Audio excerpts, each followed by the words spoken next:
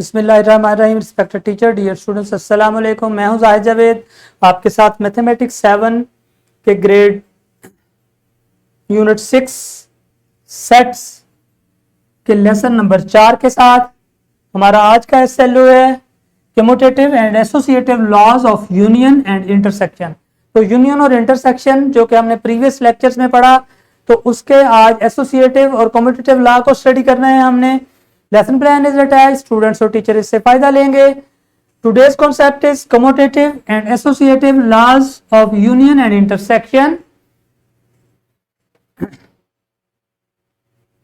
तो यहां पे मेरे पास पहला क्वेश्चन है, यहां पे if A and B are two sets verify that commutative laws of union. Commutative law of union क्या होता है कि A union B is equal to B union A, मतलब ए यूनियन बी करें या हम बी यूनियन ए करें, दोनों सूरतों में आंसर अगर सेम आ गया तो इट मींस दैट कि हमारा कम्यूटेटिव लॉ जो है वो होल्ड कर जाएगा। तो देखते हैं, पहले हम ए यूनियन बी निकाल लेंगे। ए यूनियन बी के लिए हमने क्या करना है, हमने पहले ए की वैल्यू लिख देनी है, फिर यूनियन बी की वैल्यू लिख देनी है, फिर उनका आंसर निकालना है।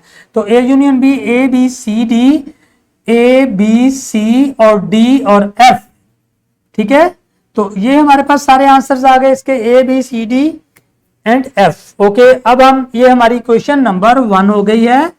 अब हम करेंगे बी यूनियन ए। तो अब पहले बी लिखते हैं, बाद में ए लिख दें, कोई फर्क नहीं पड़ेगा। जब हम बी डी और एफ को ए बी सी डी के साथ यूनियन करेंगे तो हमारा आंसर उसी तरीके से ए बी सी डी और एफ आएगा। क्वेश्चन नंबर हमारी 2 बन जाएगी। अब जरा 1 को और 2 को आप कंपेयर करें, तो कंपेयर करने से 1 और 2 के दोनों के आंसर सेम हैं।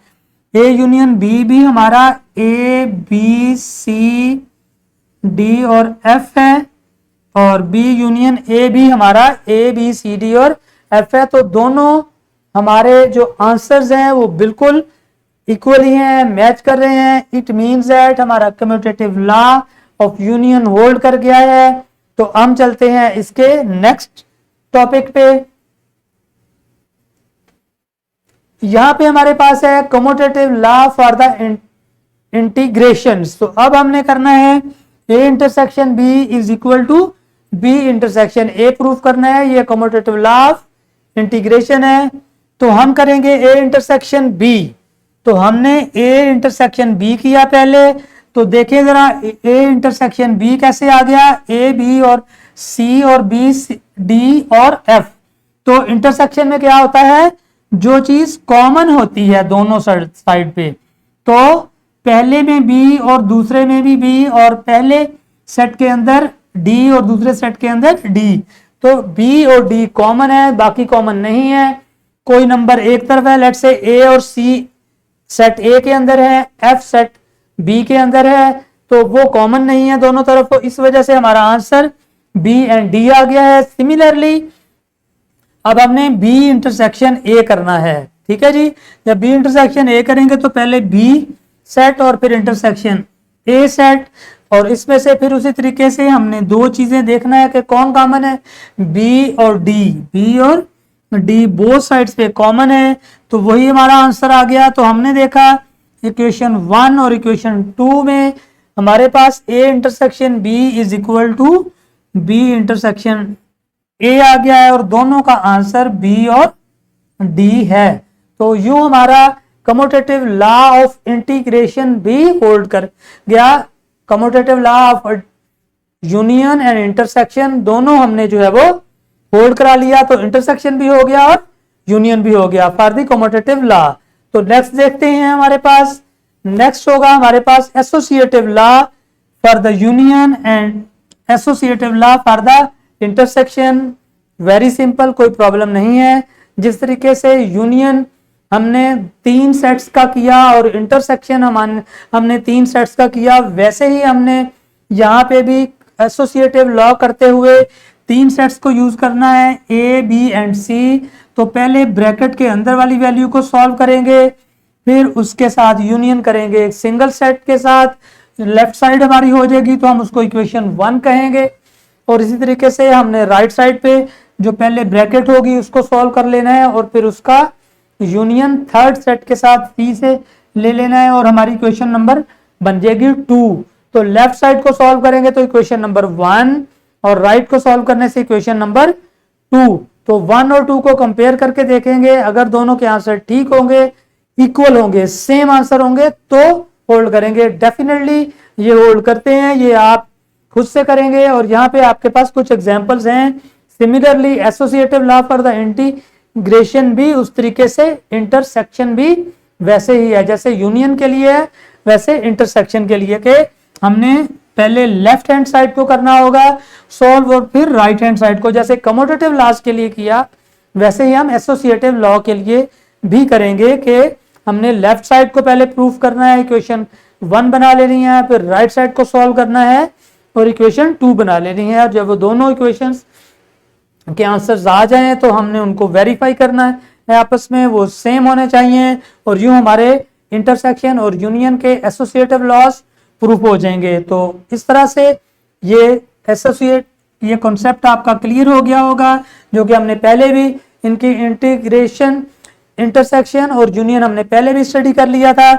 तो देखते हैं नेक्स्ट हमारे पास एक एग्जांपल है जहां पे verify the associative law of union and the intersection. ये A is equal to 1 2 3 4, B is equal to 2 4 6 and C is equal to 0 4 and 5।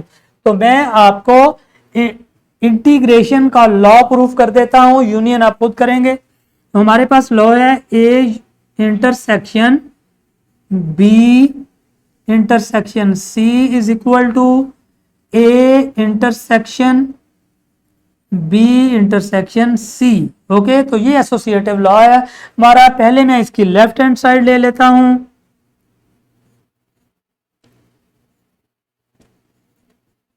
तो उसमें मैं करूंगा पहले A इंटरसेक्शन B। तो देखें यहाँ पे हमारे पास A के अंदर 1 2 3 4 है और B के अंदर 2 4 6 है। तो कॉमन कौन है यहाँ पे देखें जरा, 1 2 3 4 और 0 2 4 6 में क्या कॉमन है, 2 और 4 कॉमन है। तो हम लिखेंगे 2, 4। ओके, अब हमारे पास A इंटरसेक्शन B आ गया लेफ्ट साइड का, अब उसको इंटरसेक्शन करना है C के साथ, A intersection B intersection C। Okay, तो इसको सॉल्व करते हैं। अब हमारे पास A इंटरसेक्शन B है 2 4 और C है 0 4 5। 2 और 4 में 0 4 5 के साथ क्या कॉमन है, देखें जरा, 2 4 और 0 4 5 में क्या कॉमन है, जी बिल्कुल 4 कॉमन है ओनली। तो 4 आंसर आ गया हमारा। क्वेश्चन नंबर 1 बना ली हमने। सिमिलरली हमने इक्वेशन नंबर 2 जो कि हमारे पास राइट साइड में है, इसमें हमने पहले B इंटरसेक्शन C कर लेना है। और B और C में क्या कॉमन है, B और C में ओनली 4 और 0 कॉमन है। क्या कॉमन है, 0 और 4 कॉमन है। और जब हमने इसका A intersection B intersection C के साथ करना है तो अब ये वाला सेट हमारा A से इंटरसेक्शन करेगा। तो हम देखते हैं कि यहाँ पे 0 4 है और वहां पे 0, वहां पे 1 2 3 4 है। तो 1 2 3 4 और 0 4 में क्या कॉमन है, ओनली 4 कॉमन है।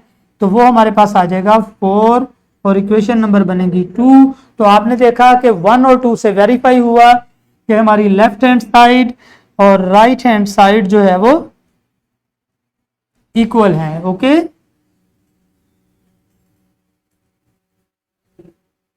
तो ये प्रूफ हो गया हमारा associative law of intersection. Okay, और यूनियन के लिए आपने खुद से करना है। और इस तरीके से ये हमारा इंटरसेक्शन का क्वेश्चन सॉल्व हो गया। मैं जाता हूं रैप अप की तरफ, जहां पे identification of commutative and the associative laws of union and intersection. Description box है जिसके अंदर हमारे पास lesson plans, extra activities and power point presentations हैं। तो मैं चाहूंगा आपसे इजाजत। अल्लाह हाफिज and thank you very much.